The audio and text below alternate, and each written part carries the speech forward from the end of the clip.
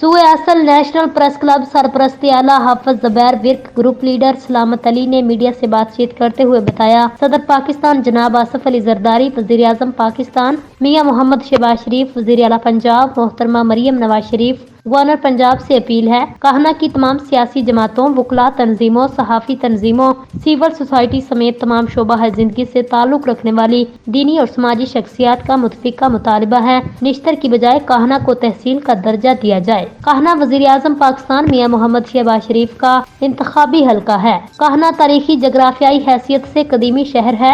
तमाम मज़कूरा शख्सियात से अपील है कहना और गिरदनवा के 100 से ज़ायद देहातों के लाखों की तादाद में लोगों के मैंडेट का एहतराम किया जाए। अगर हमारा मुतालबा तस्लीम ना किया तो हम इसके खिलाफ तहरीक चलाएंगे।